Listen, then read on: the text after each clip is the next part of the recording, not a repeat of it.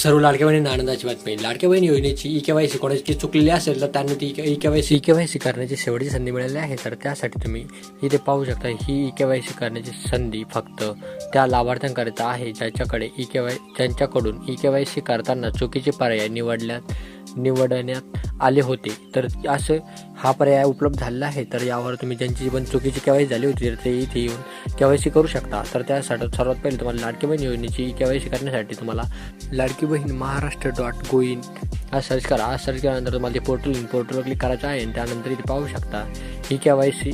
इथे असं लिहिलेलं दिसेल की ही के-वाय-सी फक्त चुकीच्या पर्याय ज्याची कोण निवड झाली होती तर त्यांसाठीच आहे. तर त्यासाठी तुम्हाला त्यावर क्लिक करायचं आहे. त्यावर क्लिक केल्यानंतर तुम्ही ते पाहू शकता.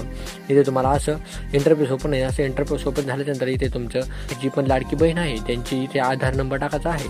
तर त्या महिलेचा इथं आधार नंबर टाका. आधार नंबर टाकल्यानंतर इथे खाली कॅप्चर दिलेला आहे. तर तो कॅप्चर टाकायचा आहे आणि मी सहमत आहे यावर क्लिक करायचा आहे आणि OTP पाठवा यावर क्लिक करायचा आहे. यावर क्लिक केल्यानंतर तुम्ही पाहू शकता तुमच्या मोबाईलला जो पण आधार कार्डला मोबाईल नंबर लिंक आहे त्यावर एक OTP जाईल. तो OTP इथे टाकायचा आहे.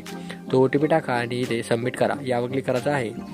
यावर क्लिक केल्यानंतर तुम्ही पाहू शकता इथे तुम्हाला 2 पर्याय दिसेल. इथे पाहू शकता माझ्या कुटुंबातील सदर नियमित कायम कर्मचारी म्हणून सरकारी विभाग, उपक्रम, मंडळ, भारतीय सरकार किंवा राज्य सरकारच्या स्थानिक संस्थेमध्ये कार्यरत नाही हाच पर्याय निवडायचा आहे. तुम्ही जे पण चुकीचे पर्याय निवडशाल तर तुम्हाला तुमचे पैसे येणं बंद होऊन जाईल. तर इथे तुम्हाला नाहीच पर्याय निवडायचा आहे. त्यानंतर दुसरा प्रश्न आहे माझ्या कुटुंबातील सदरीत नियमित कायम कर्मचारी म्हणून सरकारी विभाग, उपक्रम, मंडळ, भारतीय सरकारी किंवा राज्य सरकारच्या स्थानिक संस्थेमध्ये निवृत्तीवेतन घेत नाहीच हा पर्याय निवडायचा आहे. इथे पण दोन्ही नाही हे पर्याय निवडा. निवडल्यानंतर तुम्ही ते खाली पाहू शकता इथे चेकबॉक्स असेल. तुम्हाला चेकबॉक्समध्ये इथे टिक करा. टिक केल्यानंतर इथे तुम्हाला खाली सबमिट यावर क्लिक करायचं आहे आणि तुमची अशी यशस्वीरित्या ई-के-वाय-सी पूर्ण होईल.